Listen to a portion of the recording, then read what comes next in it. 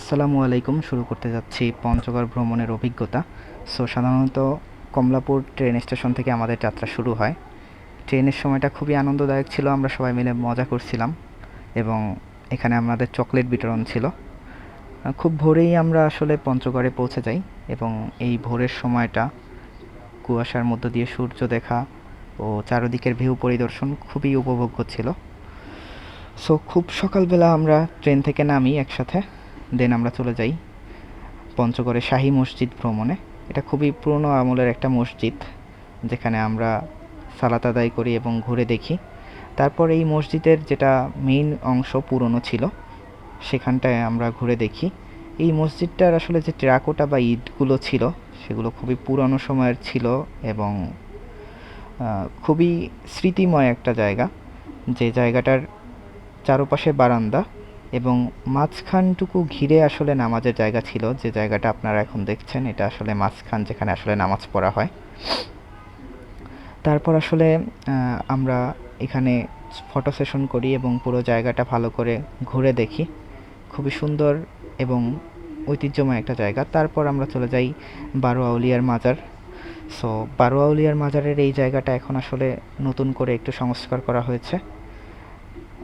এই মাজারের চারপাশে খুবই সুন্দর এবং মনোরম একটা জায়গা। এখানে একটা পুকুর ছিল বা দিঘি বলতে পারেন। এই পুকুরের চারপাশটা খুবই সুন্দর করে বাঁধানো। আমরা চারপাশটা খুব সুন্দর করে পরিদর্শন করি এবং এই জায়গাটার সবথেকে সুন্দর বৈশিষ্ট্য হলো এখানের স্তব্ধতা। খুবই নিরিবিলি এবং শান্তশিষ্ট পরিবেশের মধ্যে এই মাজারগুলো। তারপর আমরা এখানে ফটো সেশন করি, যে ফটো সেশনগুলো না করলেই নয়। আমাদের গ্রুপ ফটো, আমরা যে 13 জন ঘুরতে গেছিলাম। দেন তারপর আমরা পঞ্চগড় শহরে পৌঁছে যাই। পঞ্চগড় শহরে আমাদের বুক করা হোটেলে আমরা একটু বিশ্রাম নিয়ে এবং ফ্রেশ হয়ে আমরা একটা ভ্যানে করে পরবর্তী গন্তব্যের জন্য বের হই। আমরা এক ভ্যানে 13 জন উঠছিলাম এবং এটা খুবই মজার একটা সময় ছিল। এই সময় এক ভ্যানে এত মানুষ খুবই আনন্দদায়ক ছিল। দেন আমরা বাংলাবান্ধা পৌঁছে যাই, যে বাংলাবান্ধায় একসাথে বাংলাদেশ, ভারত এবং নেপালের বর্ডার খুব কাছাকাছি। এই জায়গাটা ঘোরার পর আমরা আমাদের পরবর্তী গন্তব্য, যে জায়গায় না গেলেই নয়, জায়গাটা হচ্ছে গিয়ে পঞ্চগড়ের কাজী অ্যান্ড কাজী টি এস্টেট। আমরা সেই জায়গায় প্রবেশ করি এবং এই কাজী অ্যান্ড কাজী টি এস্টেটে প্রবেশ করার জন্য এই জায়গার মেয়রের পারমিশন নিতে হয়, যেটা আমাদের এক বন্ধুর সহযোগিতায় হয়েছিল। আমরা প্রথমেই গেট দিয়ে এই টি এস্টেটে প্রবেশ করি। টি এস্টেটের প্রবেশ করার সময়টা খুবই সুন্দর ছিল।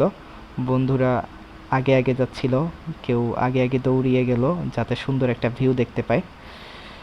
এই গেটটার চারপাশে তরুলতা দিয়ে সুন্দর করে সাজানো এবং খুবই সুন্দর ছিল। যদি চারপাশে তাকানো হয় বেড়ার ফাঁক দিয়ে, তাহলে আমরা আসলে চায়ের গাছগুলো দেখতে পাবো। আরও অনেক লোকজন ছিল এই জায়গায় ঘুরতে এসেছিল। আমরা আমাদের মতো করে এই গেট দিয়ে চায়ের গাছ দেখে সুন্দর করে প্রবেশ করলাম এবং আস্তে ধীরে আমরা আমাদের মূল গন্তব্যের দিকে আগাচ্ছিলাম, যে জায়গায় আমাদের আসল চমক লুকিয়েছিল। হাঁটি হাঁটি পা পা করে আমরা আস্তে ধীরে এই পুরো তরুলতা ঘেরা গেটের জায়গাটা পার করলাম এবং পার করার পরক্ষণেই আমাদের চোখ আসলে ছানা বড়া হয়ে গেল কি সুন্দর ভিউ দেখতে পেয়ে। এখানে আসলে সুন্দর সুন্দর রিসোর্ট ঘর তৈরি করা ছিল, যেটা চা বাগানের মধ্যে আসলে খুবই সুন্দর ছিল এবং এখানে একটা ঝিল ছিল। এই ঝিলের পাশে সুন্দর করে সিঁড়ি দেওয়া ছিল, যে সিঁড়িগুলো দিয়ে আসলে পুরো জায়গাটা ঘুরে দেখা যায়। আমরা প্রথমে মনস্থির করলাম যে আগে কোন জায়গা থেকে শুরু করব। দেন আমরা আসলে ওই পাশ থেকে আগালাম, যেখান থেকে আসলে এই রিসোর্টে ঢোকার জায়গা। আমরা আস্তে ধীরে হাঁটলাম এবং মূল যে গেট, সেই গেটের দিকেই আগাচ্ছিলাম, যেখান থেকে আসলে আমরা রিসোর্টের সিঁড়ি বেয়ে উপরে উঠতে পারবো। বন্ধুরা চারপাশটা ঘুরে দেখছিল খুব সুন্দর করে, আমিও ঘুরে দেখলাম চারপাশটা। তারপর সেই মূল ফটোকে, যেখানে আমাদের গ্রুপ ফটো না তুললেই নয়। দেন আমরা রিসোর্টের সিঁড়ি দিয়ে উপরে ওঠার পর এই জায়গাটার ভিউ দেখলাম, খুবই সুন্দর।